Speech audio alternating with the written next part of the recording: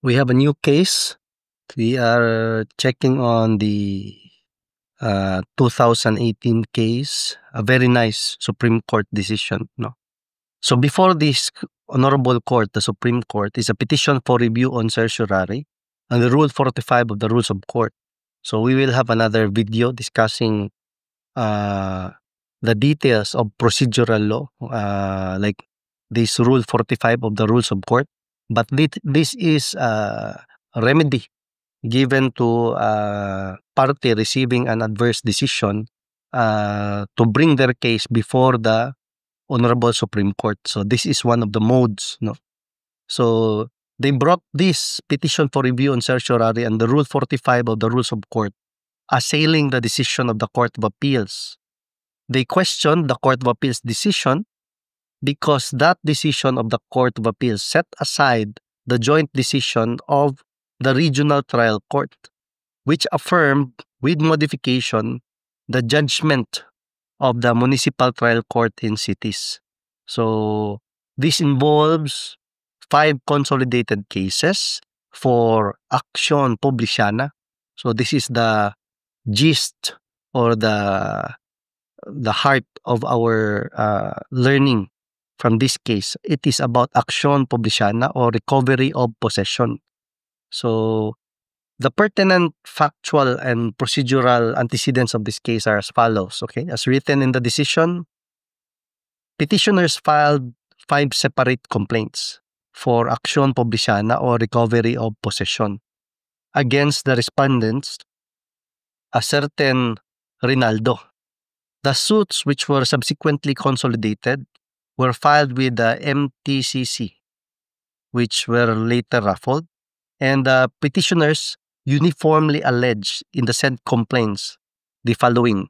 Okay, so the case started as 5 separate complaints. Okay, so once these complaints were filed, they were eventually consolidated so that there will be only one proceeding to handle the 5 complaints.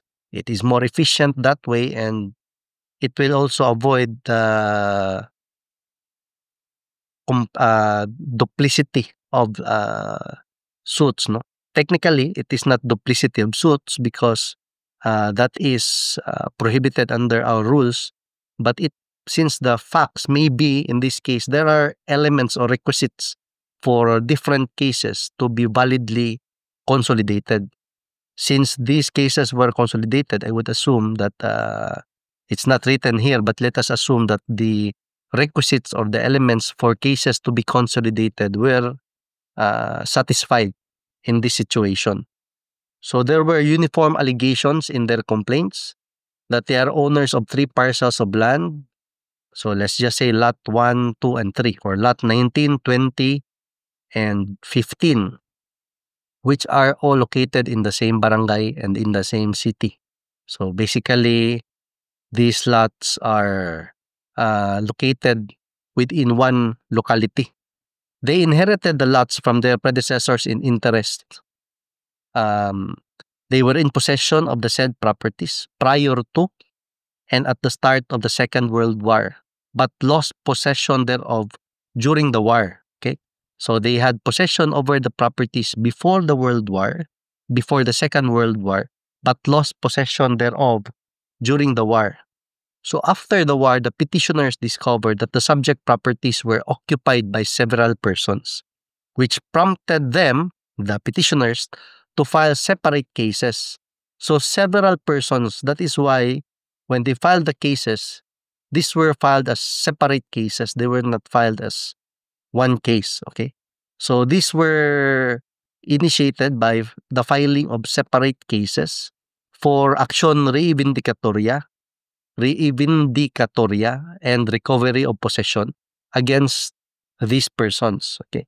So during the pendency of these cases, let's see, herein, respondents entered different portions of the same properties and occupied them without the knowledge and consent of the petitioners. Petitioners were forced to tolerate the illegal occupation of respondents as they did not have sufficient resources to protect their property at that time.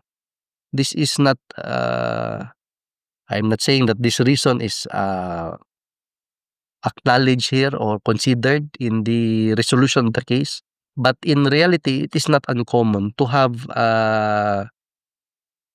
parties who have rights over properties, but they do not have the budget, the funds to initiate legal action to recover the properties. That is not uncommon.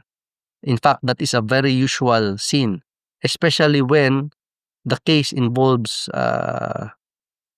large amounts of money to pay for the docket fees, no, court fees. Because when you file a case, it will be filed based on the assessed value of the property.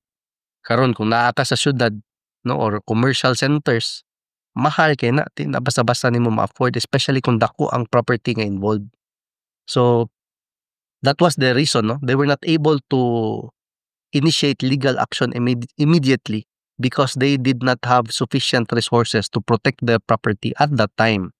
So that is their stand. And also because their ownership was still being disputed in the earlier cases filed. Subsequently, the cases which they earlier filed were decided in their favor. So wala na dispute as to kinsay owner.